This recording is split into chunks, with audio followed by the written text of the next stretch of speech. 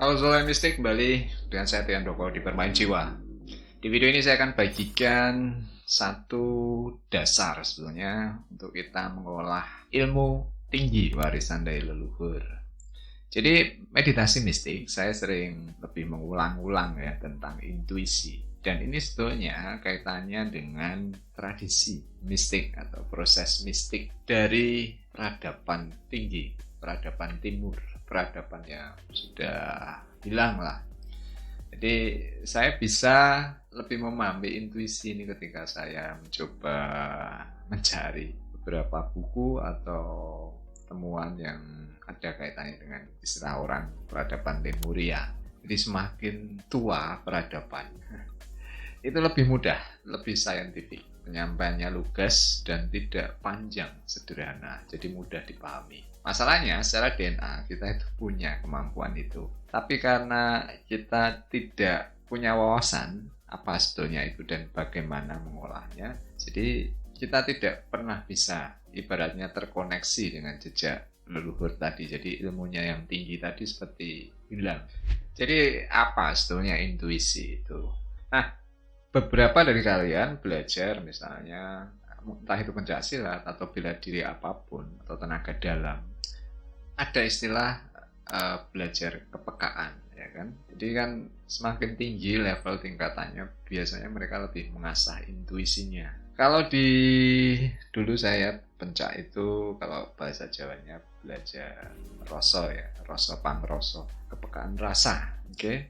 Jadi ini sebetulnya adalah bagaimana kita menyensor, merasakan energi yang melampaui panca indera kita. Jadi kalau kita bisa mengindrai lebih dari apa yang bisa dilihat secara fisik atau dipegang, dicium, artinya kita punya informasi yang lebih juga. Dan kalau kita punya informasi yang lebih, artinya nanti perlahan ini secara kesadaran akan membuka jejak ilmu tinggi warisan leluhur, dan kita secara kolektif nanti mungkin akan kembali pada jalurnya. Oke, materi ini nanti rencana akhir minggu ini, dari Sabtu, saya akan bahas di kelas mistik. Jadi siapapun juga yang sudah bergabung di keanggotaan, kita akan bahas lebih detail tentang dasar-dasar pengolahan intuisi ini. Jadi intuisi itu setiap orang punya, karena ini satu pasang dengan logika. Logika manusia itu untuk mengolah informasi di level fisik. Intuisi ini adalah bagaimana mengolah informasi yang melampaui fisik. Jadi ini satu pasang. Maka ketika ini bisa dipadukan, hal ini yang nanti akan mengupgrade ya, meningkatkan wawasan kesadaran. Baru kemudian ilmu-ilmu yang tinggi dulu akan perlahan dibuka. Jadi proses belajar meditasi mistik itu kan saya hanya membagikan fase ya, bukan cara. Karena cara itu nanti diaplikasikan di fase meditasi mistik. Ada 3 fase saat bermeditasi dan 2 fase di luar meditasi. Nah, 3 fase itu yang sering saya jelaskan tentang pengolahan intuisi. Jadi ini dasarnya. Setelah nanti kita terbiasa mengolah intuisi, dari situ kemudian jejak yang ada di DNA kita itu akan menunjukkan pola-pola tertentu. Yang kalau ini dikembangkan lebih lanjut, nanti kita berlatih kemampuan psikis ya, kemampuan jiwa, kemampuan istilahnya supernatural dan lain-lain. Oke. Nah dari situ sebetulnya nanti yang aplikasi lebih lanjut, ini yang saya pernah singgung tentang remote viewing. Kalau kalian lihat video saya tentang Ingus One, jadi saya mencari datanya itu. Bagaimana yang hanya latihan sederhana olah kepekaan tadi bisa dimanfaatkan untuk menggali informasi. Nah, poinnya ke sana. Jadi Ingus One itu bisa menemukan jejak di bulan, Jupiter. Masih ada tim yang sama dengan Ingus One ini yang ada di dokumen yang sudah dipublikasikan. Semua menunjukkan banyak hal yang bisa digali dari intuisi manusia. Nah, fenomena penyembuhan Ibu Ida Dayak kemarin yang viral itu sebenarnya sudah menjadi sinyal bahwa ada semacam kode ya, bahwa kekuatan atau jejaknya tadi itu perlahan mulai dibuka lah. Tinggal bagaimana kita merespon dan mengupgrade kemampuan kita. Nah masalahnya orang kita itu kan memang percaya hal-hal yang supranatural ya. Sebetulnya ini tidak salah. Hanya ada pemahaman yang hilang. Jadinya malah semakin menjauh. Apa yang dulu diceritakan tentang kemampuan yang hebat tadi, saya percaya bahwa itu bukan mitos. Hanya saja itu di peradaban lalu yang sempat tinggi, baik secara teknologi maupun spiritualitasnya.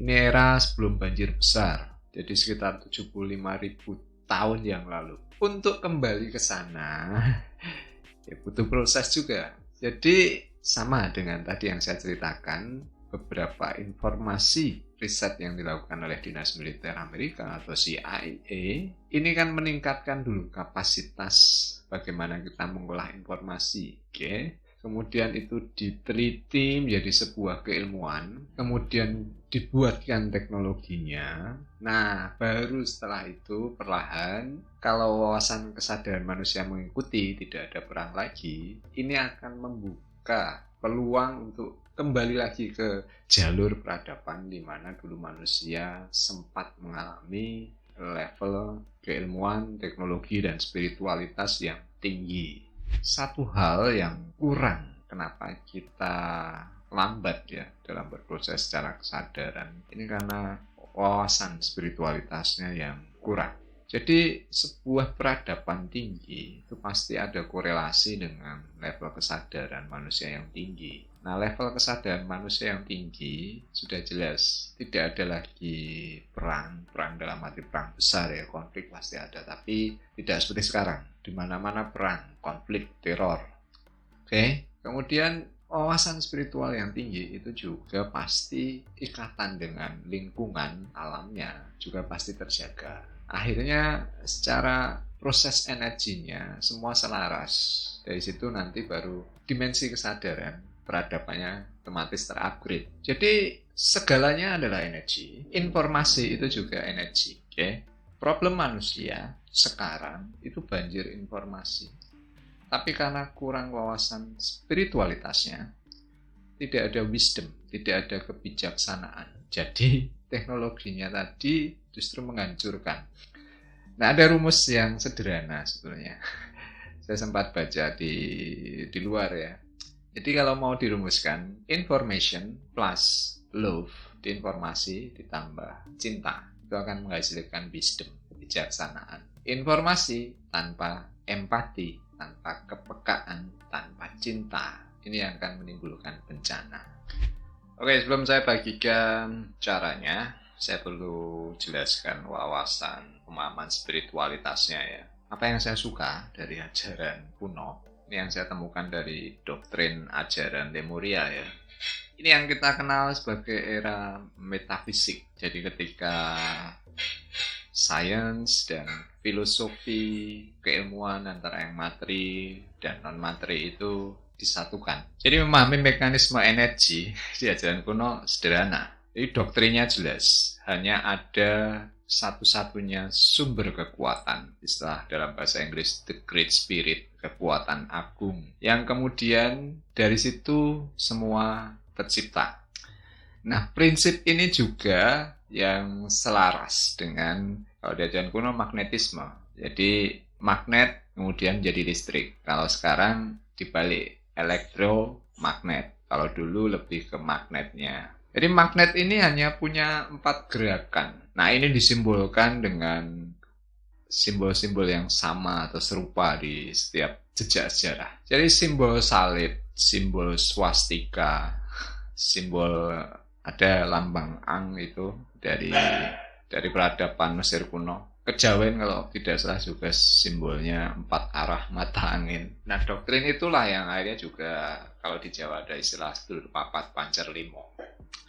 Maka di peradaban timur juga ada 4 unsur, 4 elemen. Ini untuk memahami mekanisme energi. Keempatnya punya sifatnya masing-masing dan bagaimana menyelaraskan akhirnya ketemu pancer atau titik nolnya. Nah, prinsip ini yang dilakukan secara olah batinnya juga. Intuisi, kepekaan, empati, itu rasa cinta. Jadi kalau kalian ingin punya daya cipta, modalnya hanya itu sebetulnya. Jadi kunci segalanya adalah keselarasan. Energi itu kuat ketika disatukan. Dan prinsip dasar cinta itu adalah kekuatan yang menyatukan. Magnetisme itu sendiri, gerakan dasarnya kan hanya bergerak searah, memutar, menyebar, dan mengumpulkan. Cinta itu kekuatan yang menyatukan 4 unsur tadi, 4 arah tadi. Maka doktrin-doktrin dalam ajaran Timur itu tentang keselarasan. Kalau di Jawa ada Ki Ageng Surya Mentaram itu istilahnya mulur mungkret, ya kan.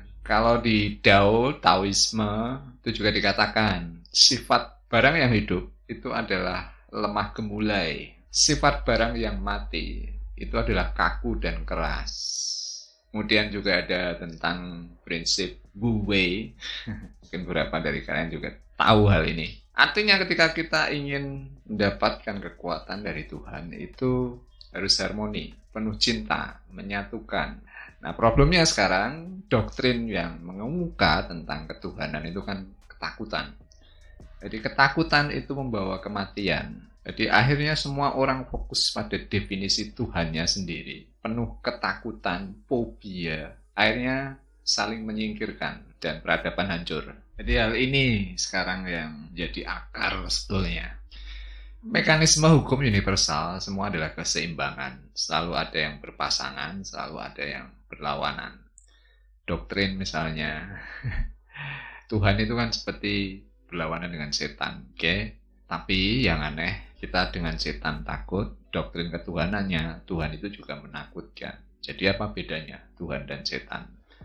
Karena doktrinnya ini tidak dipahami, maka semakin lama peradaban semakin jatuh. Konteks tentang kekuatan energi yang tanpa wujud tadi itu juga gagal dipahami. Orang kita banyak percaya kekuatan gaib, dan tidak hanya orang kita. Tradisi percaya pada kekuatan roh itu ada di seluruh bangsa. Yang namanya roh, ruh, jiwa, atman, brahman, gaib itu tidak dikenali. Jadi kita belajar spiritualitas, belajar spirit yang tidak ada wujudnya. Ini kerohanian, tidak ada wujudnya tapi bisa dirasakan. Nah, olah rasa, empati. Kenapa orang sekarang gagal? Karena hal yang sederhana ini tidak dipahami. Tapi memang sulit. Menyadari Tuhan sebagai esensi yang tak berwujud. Yang selalu dikatakan jangan menyembah berhala. Itu gagal. Jadi yang benar-benar bersifat rohani tanpa wujud. Ini sama dengan prinsip energi. Energi itu bisa dikenali karena atributnya.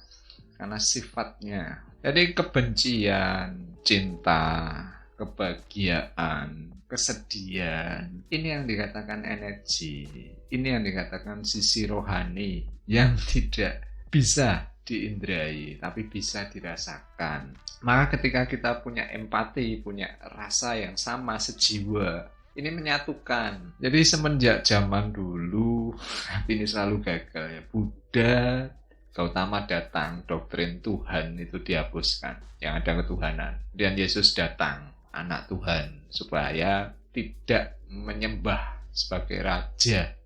Jadi supaya datang dengan cinta. Jadi semenjak dulu itu agama sudah dipakai. Itu yang menjadi era kejatuhan Lemuria. Ketika imamat, pemuka agama mengambil alih kekuasaan, mengatasnamakan Tuhan. Semenjak itu semua gelar raja itu mewakili Tuhan. Oke, sampai yang terakhir juga. Di Islam tidak boleh digambarkan, tidak boleh dilukis, tidak boleh dituliskan. Susah.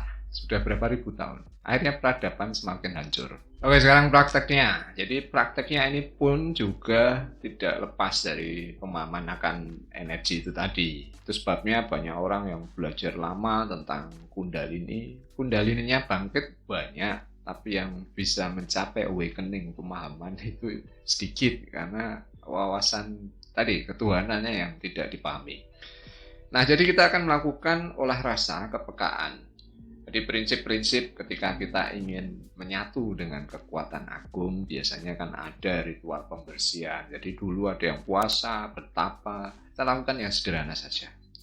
Jadi persiapkan dirimu, silakan duduk di kursi boleh, kemudian pejamkan mata, atur nafas kalian, serileks mungkin. Kemudian prinsip-prinsip yang sama dengan ketika kita berdoa, ya kan? Kita bersyukur, meminta perlindungan dan mengikhlaskan, itu juga sama. Kalian bisa ucapkan ini, awali dengan doa, atau bisa dengan dibayangkan atau dirasakan. Bayangkan cahaya masuk, ya kan? Kemudian bawa energi kalian, membawa rasa syukur, ya kan? Penuhi diri kalian dengan cinta supaya kalian terlindungi. Kemudian biarkan beberapa saat kalian ikhlaskan, masuk ke titik nol, melepas. Jadi supaya ketemu nanti medan kuantumnya, titik nolnya. Oke, nah sekarang caranya mengaplikasikan ini adalah tradisi yang dulu digunakan untuk meminta wangsit, meminta wahyu, meminta bimbingan. Prinsip kerjanya, apa yang kalian tanyakan, kalian hadirkan. Kemudian setelah itu kalian bayangkan kondisi yang merupakan jawabannya. Misalnya pertanyaannya kan, saya kasih contoh, apakah saya harus mempertahankan hubungan ini? Apakah saya harus menerima pekerjaan ini? Apakah saya harus pindah kota? Apapun pertanyaan yang terkait dengan hidup kalian itu sendiri. Jadi sekarang misalnya, apakah saya harus mempertahankan hubungan? Jadi kalian bayangkan kondisi hubungan kalian. Misalnya kalian pacaran atau hubungan suami istri, kalian rasakan hubungan yang ada saat ini. Oke? Nah, kuncinya dirasa. Setelah kalian membayangkan tadi, berikan perhatian di area cakra jantung dan solar plexus, di tengah-tengahnya.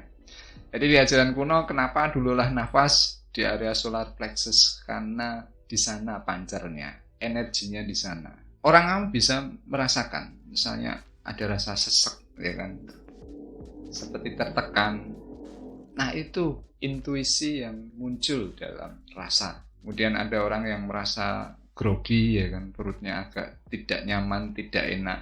Jadi pusat energinya itu di area solar plexus, di ulu hati tadi. Sekarang mulai ketemu bahwa di situ juga ternyata usus itu punya otak.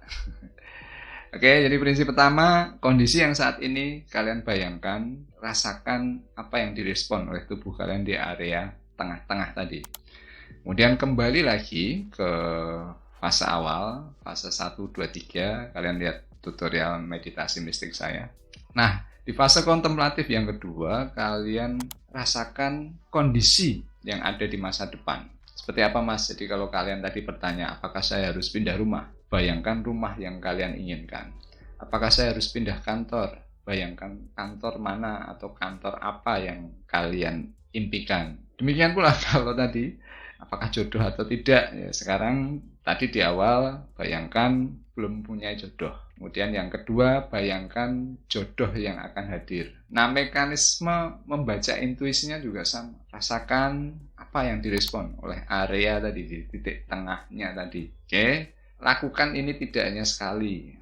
Jadi kalau dulu orang laku itu ada berapa kali putaran sampai ketemu kemantapan hati, ya kalau istilah Jawa, kalau tidak salah kerentek yang hati, ya itu ketika pikiran dan batin selaras. Jadi orang-orang dulu itu selalu mengkaitkan dimensi fisiknya dengan dimensi yang bukan fisik. Oke? Silakan di jurnal dari beberapa hari, nanti kalian pertimbangkan sendiri. Karena di awal-awal yang sulit untuk memisahkan antara tadi emosi kita dan pesan intuisi. Oke, sampai di sini dulu. Silahkan dicoba, berikan komentar, bagikan pengalaman kalian. Kalau ada yang kurang jelas, tulis saja di komentar. Semoga nanti saya bisa membuat live untuk menjawab atau menanggapi apa yang nanti kalian tulis. Terima kasih sudah menyimak. Selamat bermeditasi, selamat bermain jiwa.